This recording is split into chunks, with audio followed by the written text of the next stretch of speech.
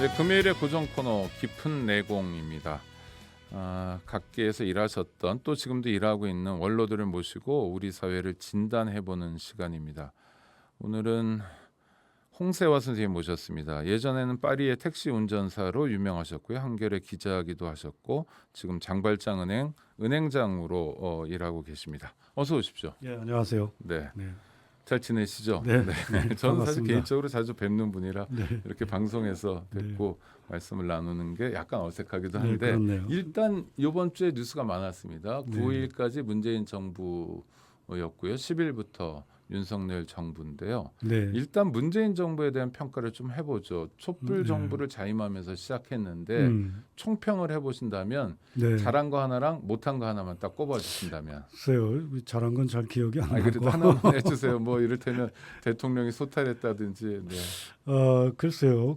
뭐 그렇게 얘기할 수는 있을지 모르겠는데 제가 볼 때는 그 시대적 그 상황에 비추어서 그 당시를 이렇게 좀 되돌아보면 집권 당시요. 네, 그때 되돌아보면 정치 사회 개혁, 이 제방 개혁과 그 다음에 개헌에 대한 요구 이런 것들이 굉장히 분출됐었잖아요. 그렇죠. 네, 그래서 우리 사회가 좀 그 촛불 혁명을 계기로 도약할 수 있는 어떤 면에서 보면 이런 것이었는데 문재인 정부가 들어서면서 그런 역량들이 다 소진돼 버린, 소멸돼 버린.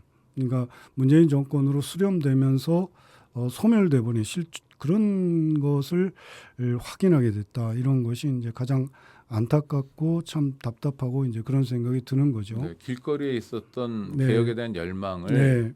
문재인 정부 출범으로 승화시켰는데 네. 사실은 자임하기도 했고 네, 그럼 그렇죠. 거기서 개혁이 진행됐어야 되는데 그런 면에서 너무 부족했다. 네, 답답하다. 네, 이런 그렇죠. 말씀이네요. 네. 그래서 제가 뭐 그랬었습니다만은 문재인 대통령이 대통령이기보다는 그냥 인상적인 거지만 그냥 착한 임금님 같은 네. 네, 그럼 좋은 자리는 이제 찾아가서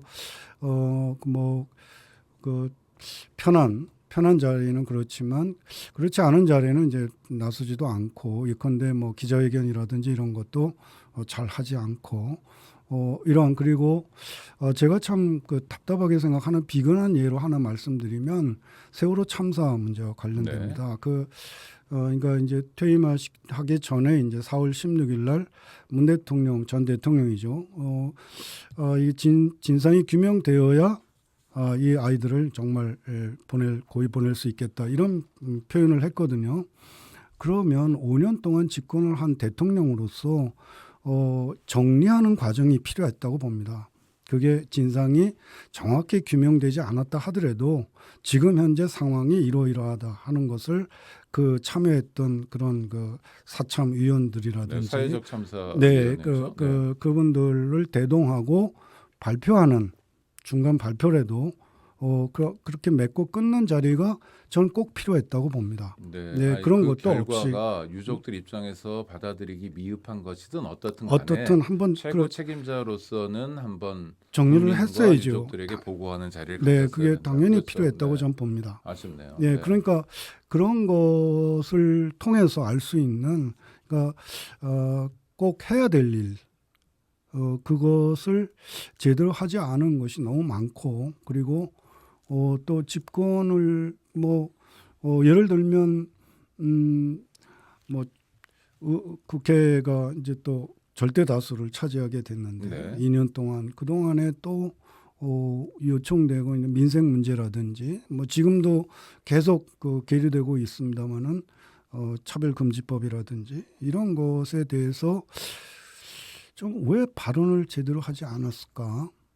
이런 생각도 좀 들고 그렇습니다. 차별금지법에 관련해서는 문재인 당시 대통령이 발언을 하긴 했죠. 재정 네, 필요성을 언급했죠. 네, 근데 이제 너무 늦었나요? 그런 것이 늦기도 했을 뿐만 아니라 좀 추동하는 그런 힘이 있어야 되지 않겠어요? 근데 왜 그런 게 앞에서 끌고 나가는 네, 모습은 그런 것이 아니었다.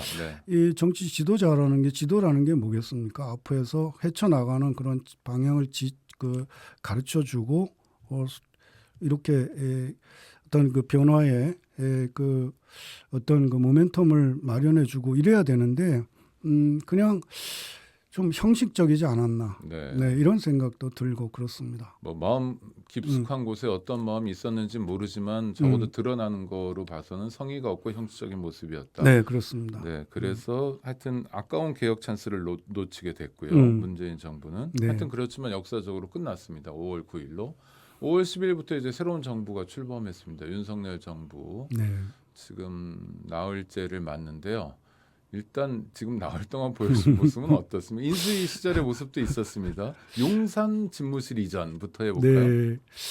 뭔가 이렇게 강박이 있는 게 아닌가. 강박, 네. 그러니까 뭐 청와대 가면 안 되는 뭐 이런 강박을 갖고 있는 것이 아닌지 이런 생각도 들고, 예를 들면 뭐 청와대에서 좀 바꿔야 되겠다, 뭐 집무실을 바꿔야 되겠다 그러면 뭐 준비 기간을 충분히 갖고 그렇죠. 이런 과정이 필요한데 그렇게 급작스럽게 한 두 달밖에 안 되는 네. 그 시간 안에 그렇게 하는 이런 방식이 참 앞으로 그 하나의 그 전조 같은 것인데 참 위태로워 보인다. 네. 강박, 위태로운 전조. 네. 그런 생각이 앞섭니다. 이제 프랑스에도 오래 계셨으니까요. 네, 보면 프랑스에도 대통령 집무실이 있죠. 그럼 엘리제 궁 있죠. 엘리제 궁이라고 네, 부르는 네, 거기에서 엘리제. 집무도 하고 잠도 자는. 그렇죠. 그 청와대랑 비슷한 네, 기능이네요. 그렇습니다. 지금은 윤석열 정부에서 하는 게 집무실, 그러니까 네. 사무실은 따로 있고 음. 관저는 또 다른 곳에 두겠다는 건데 네. 엘리제 궁을 이렇게 어디 국방부로 옮기는 걸 프랑스 사람들이 보면 뭐라 그러? 글쎄요. 상상하기 상상하기 어려운 상상하기 일이죠. 어려운 상상하기 일. 어려운 네. 일이죠. 한국에서는 상상하기 어려운 네. 일이 설명 현실에서 앞서 말씀드린 벌어지고 대로 있는. 옮긴다 하더라도 좀 준비 기간 충분히 갖고 네. 그래야 되는데 너무 성급한 것을 볼 때 앞서 말씀드린 대로 이게 꼭 옮겨야 되는 강박 같은 것이 이렇게 작용하지 않았나 이런 생각이 앞서는 거예요. 네. 네. 하여튼 그 강박이든 어떻든 5년을 시작하면서 국민들에게 했던 얘기, 가장 중요한 얘기는 누가 뭐래도 취임사인데요. 네. 일단 자유가 많이 나왔습니다. 네. 윤석열 정권의 자유 어떤 의미인가요?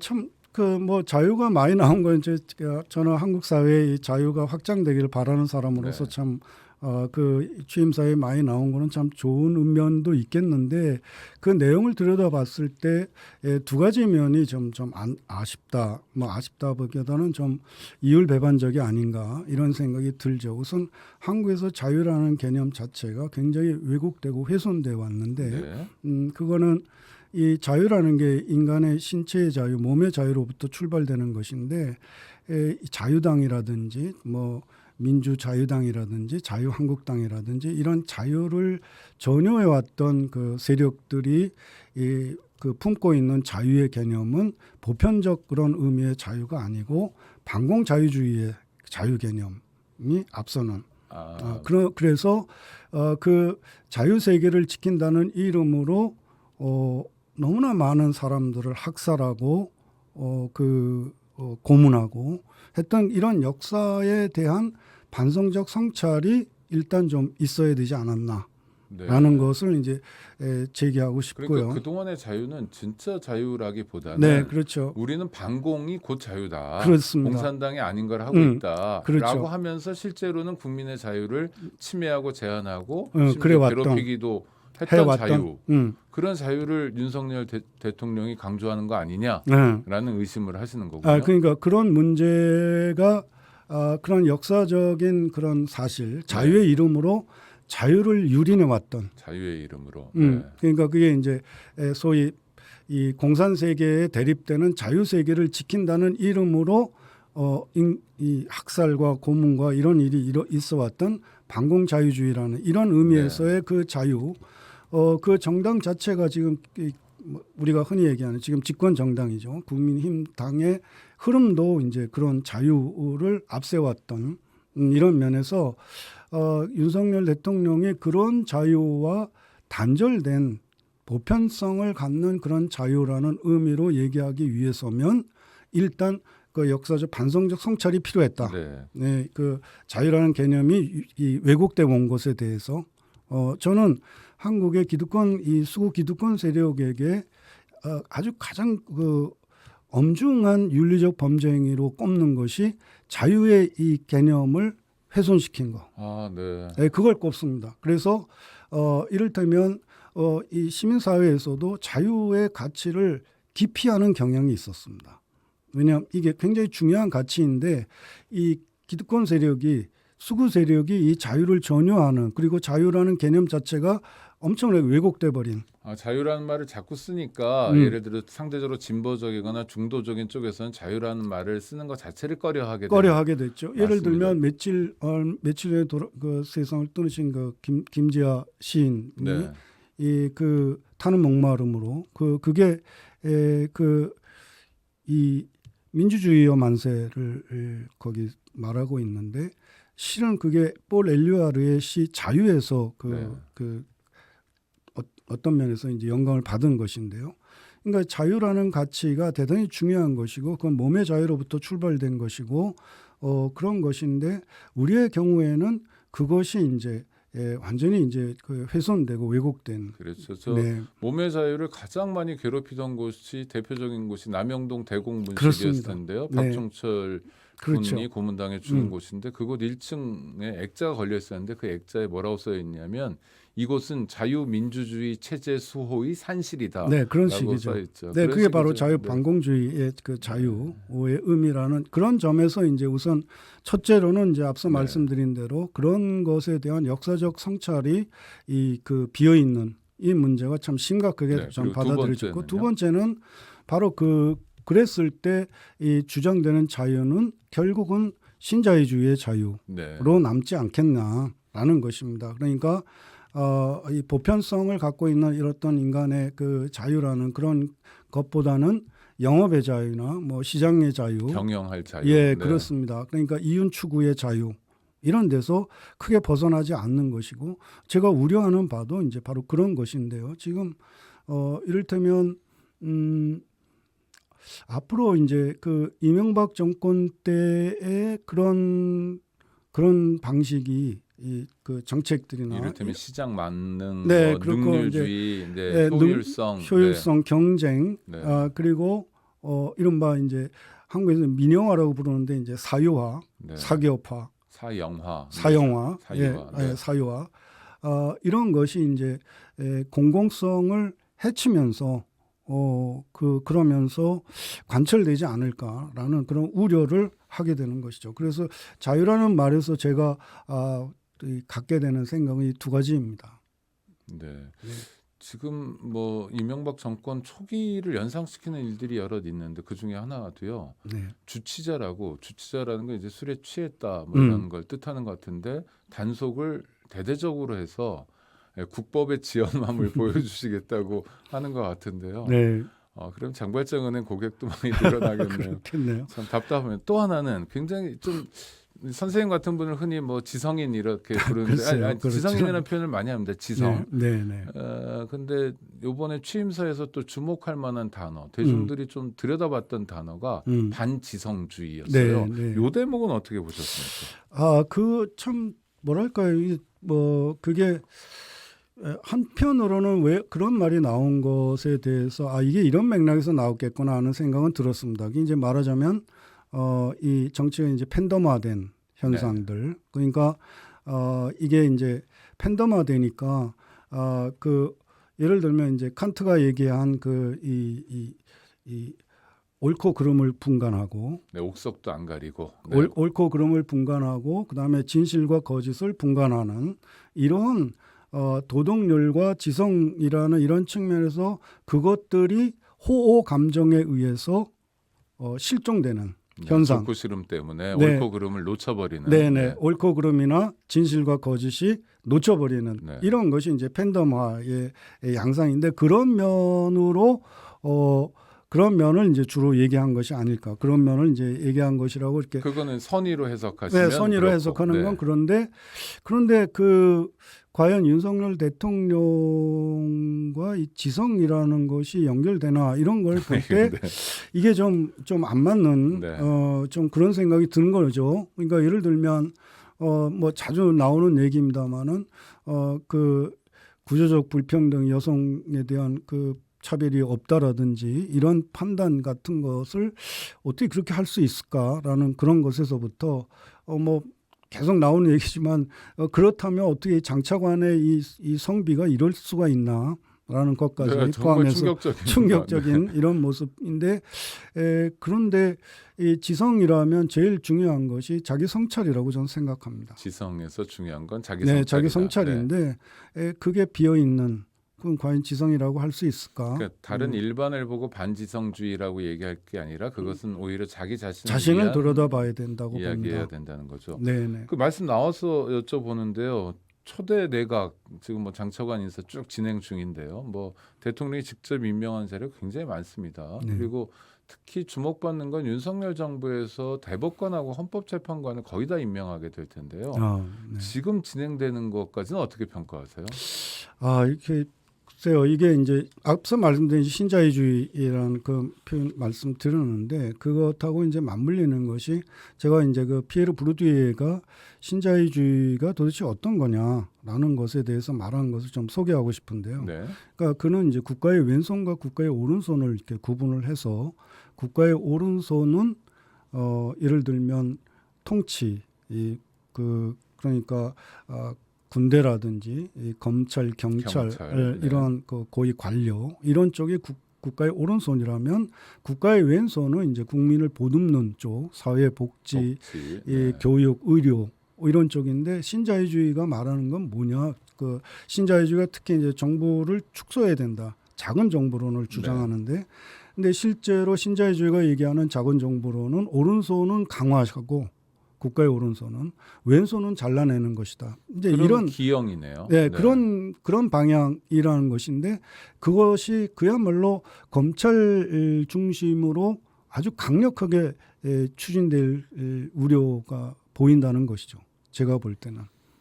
걱정입니다. 네. 그러면 힘들어지는 거는 국민들이죠. 특히 저소득이거나. 네, 그렇습니다. 네. 그러니까 그 점에서 이제 특히 이제 저 한동훈 법무장관 같은 경우에 참 좀 놀랍다는 생각이 들었어요. 어떤 면에서 그러셨어요? 그러니까 조국 그 가족의 그 스펙 문제로 이제 고소하고 위조 문제 뭐 이런 걸 수사했다. 수사하고 그런 과정에 이미 자기 가족은 그 일을 하고 있는. 그 다음에도 하고 있더라고요. 그러니까 그러면서도 그렇게 당당할 수 있나라는 점에서 정말 놀랍고 그리고 이게 결국 대물림의 문제인데 근데 안타까운 거는 그거를 그런 문제를 조국 때 한동훈 이런 문제로 봐서는 안 되고 결국은 이 한국의 지배 세력들이 어떻게 세습하고 있는가 특권층들이 아까 말씀하신 그 팬덤으로 보면 이를테면 이쪽 편이면 조국은 이해할 수 있고 한동훈은 굉장히 나쁜 사람이거나 거꾸로 보면 되죠. 조국은 악당이고 한동훈은 그래도 전문가다 뭐 이런 그런 시각들이 식으로. 우리 사회에 존재하는데 이거야말로 반지성주의인 거고 그렇죠. 그것이 이제 가장 큰 건세 문제인 있는 사람들 흔히 좀 소득이 있는 사람들이 어떻게 사는지가 훨씬 더 예, 중요한 그러니까 맥락이다. 네. 부와 네. 이른바 이제 학력과 그다음에 이 명예와 이 권력과 이걸 모두 다 한꺼번에 독점하면서 그것을 세습하는 그러니까 겉으로 예전에도 현상에는 그런 게 있지 않았을까요? 예전에 이를테면 네. 예전에 중학교 입시가 있었던 시절부터 하면 어떤 애들은 식모로 가는 애들이 있었지만 그래도 과외를 시켜가지고 좋은 중학교 보내는 집도 있었고 네. 그런데 지금 우리가 이 문제를 주목해야 될 까닭은 어떤 걸까요? 이게 더 심해졌고 더 심화되었다. 이 세습이런 점에서 더 강력하게 이렇게 관철되고 있고 그런데 그것을 한국에서는 마치 정치 과잉과도 연결이 되는데 같은 어떤 면에서 보면 이제 계급적 측면에서부터는 같은 편인 같은데 마치 서로 아주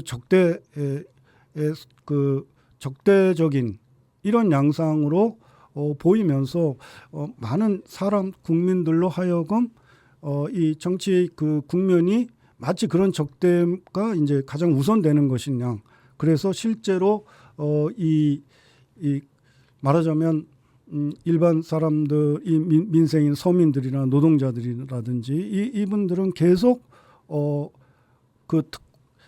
계속 이제 배제되는 이런 그것이 이제 앞으로 계속될 그 우려를 하게 되죠. 자, 지금 부모 찬스에 대해서 이야기를 나누고 있는데 네. 그러면 앞으로도 계속 그렇게 간다는 거예요. 네. 그리고 없는 사람 허탈하고 또 없는 사람들은 자식들한테 우리는 저렇게 해주지 못해서 미안하다. 뭐 논문 쓰게 해주고 뭐 해주고 뭐 국제학교 못 보내고 뭐 학비가 얼마가 들든 간에 이런 걸 못 해줘서 미안하다 하고만 말 거냐.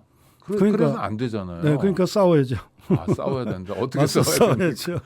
네. 그러니까 이게 일단 이제 한동훈 저 후보자 법무부 장관 임명부터 막아야 되겠군요. 뭐 그뿐만 아니라 그러니까 네. 그런 거 그러니까 우선 이 구도 자체를 달려야 된다는 거죠. 네. 우리가 이제 너무 지나칠 정도로 언론도 그렇고 이것을 국힘대 뭐 현 정부도 지난 정부 이런 식의 이제 대결 구도 이런 식으로 아니면 조국 대 한동훈 뭐 이런 식으로 너무 지나치게 그렇게 현상이 그렇게 되는데 본질을 제대로 짚지 못하게 만드는 이런 문제를 좀 더 집중적으로 우리가 좀 고민해야 될 부분이고 그걸 통해서 실천해야 된다 이런 생각을 하게 되죠. 네, 그러니까 모두에게 기회가 골고루 돌아가는 게 민주공화국이다. 네, 그렇기 네. 때문에 민주공화국의 지금 본령, 본질적인 부분이 훼손되고 있다. 네, 그렇습니다. 그렇기 때문에 민주공화국의 주인인 국민들이 화도 내고 제대로 야단도 치고 그렇습니다. 그게 어떤 정치, 어떤 정파인지를 가리지 말고 국민들이 회초리를 드는 수밖에 없다. 이런 말씀으로 새겨지네요. 근데 네.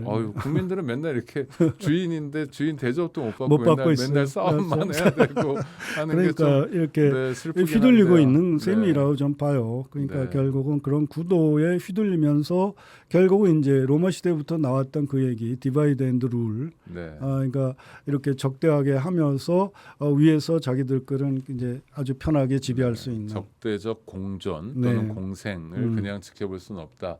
오늘 말씀은 여기서 가름하고요. 다음에 또 모시겠습니다. 네, 네. 감사합니다. 네. 지금까지 홍세화 장발장 은행장이었습니다.